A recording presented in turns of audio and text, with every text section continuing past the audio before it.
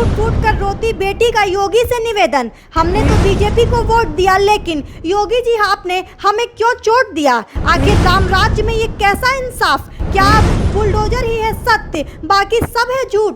हमने तो बीजेपी को वोट दिया था, उन्होंने हमारा मकान तोड़ दिया, हमें सड़क पर बिठा दिया है, हमारा 20 लोगों का परिवार है, हमने सारा वोट भाजपा को दिया था, हमारी 5 पीढ़ियां यहाँ रह चुकी हैं, लगभग 100 सालों से भी ज्यादा समय से हमें यहाँ रहते हो गया, यहाँ अब हम क्या करें?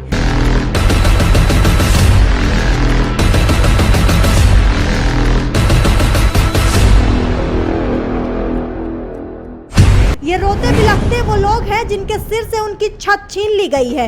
इधर घर टूटते रहे, उधर उनका हौसला टूटता रहा और फूट फूट कर लोग रोते रहे। बस बहुत मिन्नतें की, कुछ मोहलत भी मांगी, लेकिन कुछ ना मिला। चीख चीख कर ये लोग योगी से इंसाफ मांग रहे हैं, रो रो कर कह रहे हैं कि हमने तो योगी को वोट दिया और हमें उन्होंने चोट दे दिया है।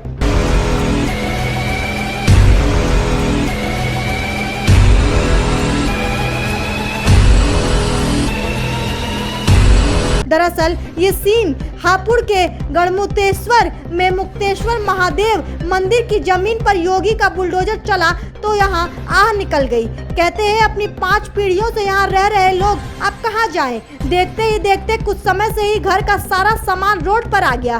प्रशासन के मुताबिक यह अवैध कब्जा है जिस पर कार्रवाई की जा रही है। अवैध बनी इस जमीन पर मकान पर बुलडोजर चलाया जा रहा है।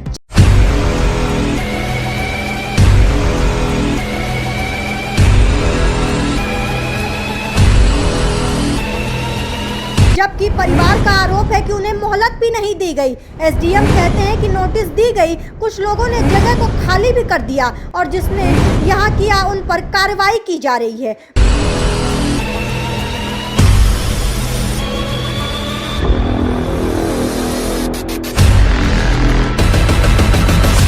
बुलडोजर को अभी तक हम सभी गुंडों माफियाओं पर कार्रवाई के लिए जानते थे, लेकिन अब ये गरीबों का घर उजाड़ता हुआ नजर आ रहा है। सीएम योगी आदित्यनाथ ने कुछ समय पहले अपने प्रशासन के लोगों को चेतावनी भी दी थी कि बुलडोजर रुकना नहीं चाहिए, लेकिन किसी गरीब की झोपड़ी ना गिरे, हमें ये भी ध्यान देना है।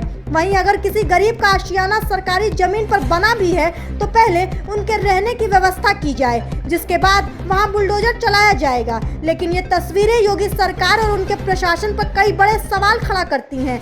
यहाँ रोते लोग क्या आप बीजेपी को वोट देंगे? क्या ये लोग योगी को फिर से मुख्यमंत्री बनते हुए देखना चाहेंगे? ये तो आने वाला वक्त ही बताएगा। फिलहाल इस खबर में बस इतना ही। आप देखते रहिए एनबी न्यूज गोरखपुर।